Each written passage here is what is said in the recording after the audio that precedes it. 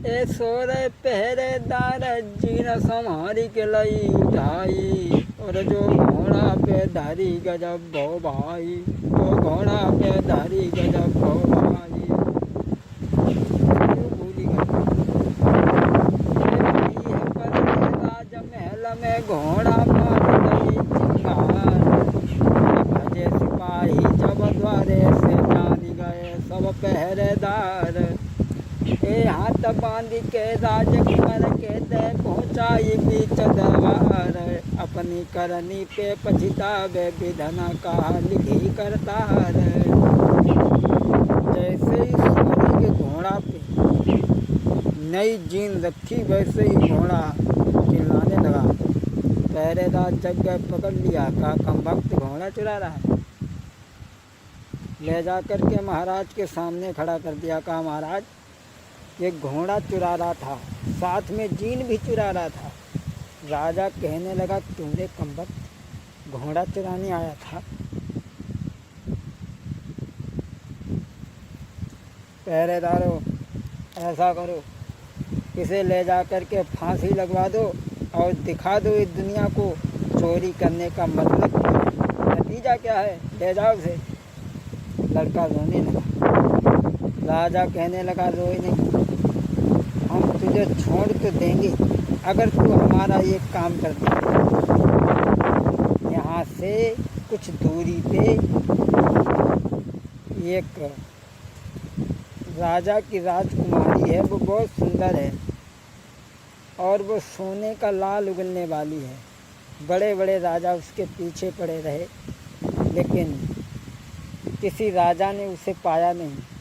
और मैंने भी बहुतों को भेजा, किसी ने भी हमें आकर के कोई जवाब नहीं दिया।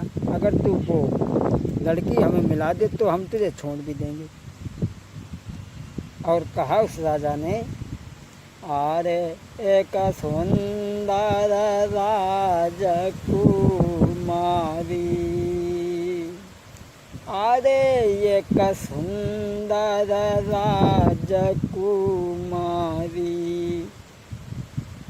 और देवो मेरी नजरी गुजारी, अरे राखूंगो करके घर बारी घर बारी। बेटा तब तो बची है जानी तुम्हारी। राजा ने कहा अगर उस लड़की को हमें ला करके दे दो जिसके पीछे बड़े बड़े राजा सर पीट पीट करके पछता रहे हैं, और अगर तुम हमें उसे ला करके दे दो हम तुम्हें छोड़ भी देंगे। और 4-6 सिपाही संग में कर दे, कहा कि इस कम वक्त को देखे रहना है, भाग ना जाए कहीं। चल दिया। सोचने लगा ये सब मेरी कमियां हैं, मेरी भूलें हैं। अब हम अपने मन की बात कहें तो किससे कहें, कौन सुनेगा मेरी।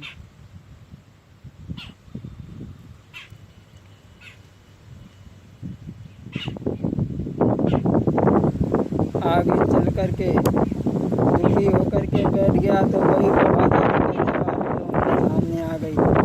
कहने लगी कहो बेटा हमने तुम्हें कितनी मना करी है कि घोड़ा के ऊपर सोने की चीन रख दी और तुम ना मानी, अब काहे को रोए रहो। लड़का कहने लगा है मेरी भूल हुई, आगे से हम ऐसी भूल कभी नहीं करेंगे। लोमड़ी कहने लगी अब तो हम तुम्हारे साथ में, कोई भी तुम्हारी मदद नहीं कर सकते। लड़का कहने लगा अरे बिना तुम्हारे दुनिया में अब नहीं हमारो कोई, कही के इतनी बात रे लकी भरी गौ है रोई।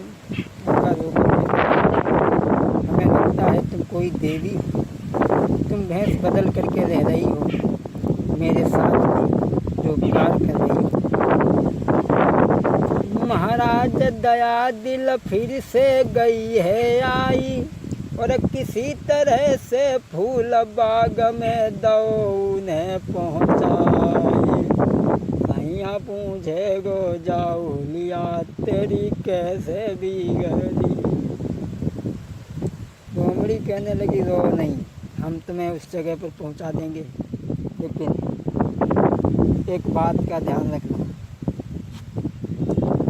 लोमड़ी ने उन्हें उस जगह पर पहुंचा दिया। कहने लगी देखो, इस बाग में वो लड़की आएगी, सखियों के साथ में आएगी, और तुम उसका हाथ पकड़ लेना। हाथ जब तुम उसका पकड़ लोगे तो वो तुम्हारे साथ में चलने के लिए राज़ी हो जाएगी, और फिर चाहे बस रोवे, चिल्लाए, सर पटके, कुछ करे, बको हाथ मत छोड़िए। अगर तुमने हाथ छोड़ दिया तो बिल्कुल चली जाएगी, फिर तुम्हारे हाथ में नहीं आएगी। बोला ठीक है, अब की बार हम कोई गलती नहीं करेंगे। अब वो जो थे झाड़ी में छिप कर के बैठ गए। थोड़ी देर बाद अकस्मात वही लड़की चंद्रमा जैसा चेहरा लिए हुए सखियों के साथ में उस बाग में आई। अरे चंद्र बदन सी खिली गुलाब की कली लली जब आई, और चोरी चोरा बेटा ने के पकड़ी झपटी कलाई। लड़की उठ करके खड़ी हो गई और बोली, हम संग तुम्हारे चले सुनो महाराज अरज तुम मेरी, है जावत हमको देखी रोईगी माई, है जावत हमको देखी रोईगी माई। हम मैया से मिली आए चले तेरे संग बचन उच्चारे, अब बेटा ने कहीं न छोड़े।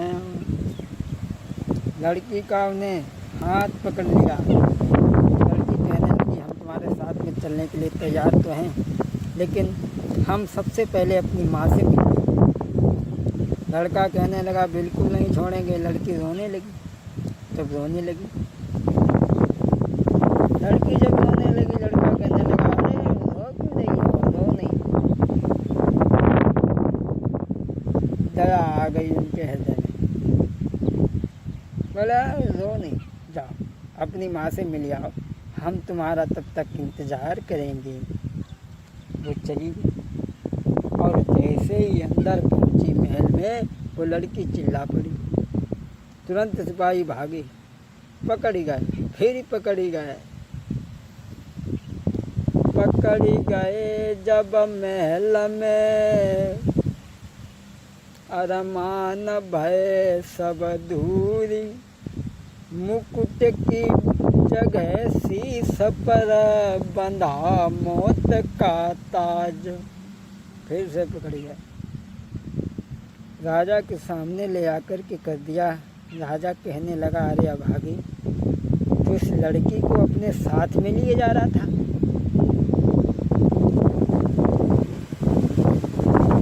ऐसा करो, हम तुझे छोड़ देंगे, लेकिन तेरे बस का काम नहीं है। लड़का कहने लगा राजा कहने लगा तुम्हारे पैर में आगे एक पर्वत है, उस पर्वत की वजह से हमारे महल का सौंदर्य दिखाई नहीं पड़ता। अगर तुमसे 7 दिन में शादी नहीं तो तुझे फांसी लगवा देंगे। और 2-4 सिपाही साथ में कर दिए। राजा ने 20 सिपाही साथ में कर दिए, उसको मीट को देखे रहना है और भाग न जाए।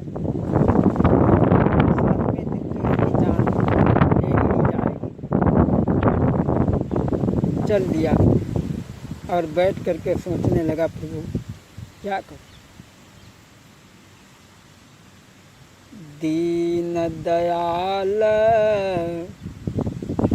सुनो मेरी, हे दीन बंधु दीन नहितकारी,